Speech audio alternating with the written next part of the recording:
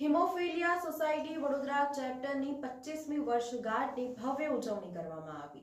હિમોફિલિયાના બાળકો સાથે તેમના વાલીઓ પણ આ ઉજવણીમાં ઉપસ્થિત રહ્યા હતા।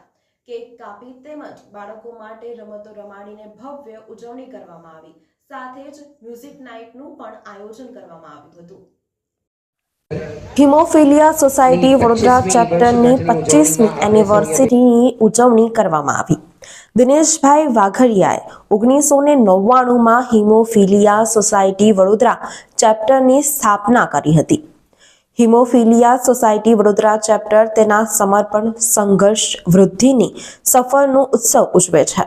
સૌરાષ્ટ્ર સાથેના જુગાવ અને રાજકોટની વારંવાર મુલાકાતીઓ પ્રેરિત આ સફર એક મહત્વપૂર્ણ ચર્ચા સાથે શરૂ થઈ હતી।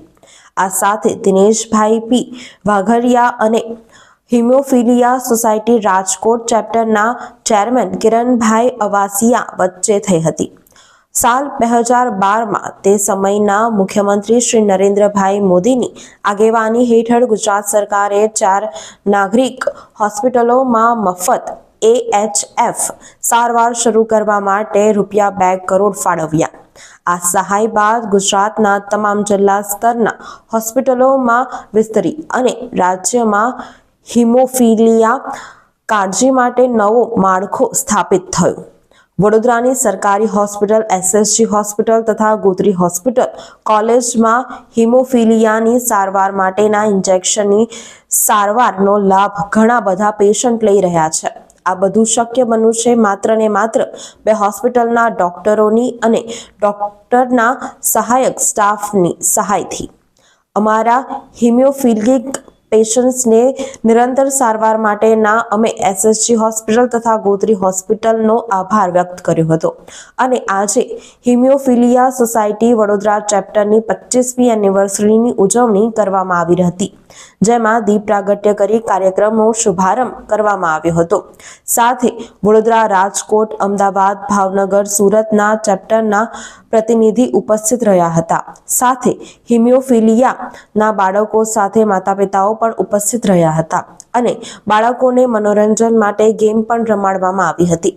વિજેતા થયેલા બાળકોને પ્રોત્સાહન રૂપે ગિફ્ટ આપવામાં આવી હતી અને આ કાર્યક્રમ વિશે દિનેશભાઈ વાઘરિયાએ જણાવ્યું કે આજે હિમોફિલિયા સેલિબ્રેશન 25 વર્ષ અમારા સોસાયટીના પૂરા થયા।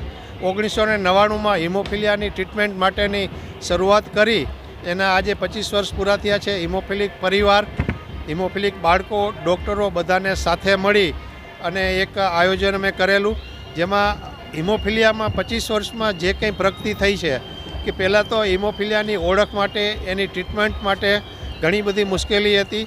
સરકારના સહયોગથી અત્યારે અમે હિમોફિલિયાની સારવાર, એની મેડિસિન્સ અને એની નવી ટેકનોલોજી અને નવી મેડિસિન્સ એ અત્યારે ઉપલબ્ધ થઈ ગઈ છે। એટલે અત્યારના સમયમાં હિમોફિલિક પરિવાર આરામથી પોતાનું જીવન જીવી શકે છે, કોઈ પણ જાતના ટેન્શન વગર। સેલિબ્રેશનમાં બાળકોને અલગ અલગ ટાઈપની રમત રમાડી છે। એમાં અમે કોમ્પિટિશન રાખેલી હતી, કેક સેલિબ્રેશન કરેલી છે અને એક બધા ડૉક્ટરો અને બધા પરિવાર સાથે એક મ્યુઝિકલ નાઇટનો પણ અમે એક આયોજન કરેલું છે। અત્યારે hemophilia federation of India western રિજનના અમારા chairman Balsiram Gadhav, hemophilia society Vadodara chapter, Ahmedabad chapter, Surat chapter, Bhavnagar ચેપ્ટરના બધા પ્રતિનિધિઓ પણ અત્યારે આ એક કાર્યક્રમમાં ઉપસ્થિત રહ્યા છે। Dineshbhai Vaghariya, president, hemophilia society Vadodara chapter.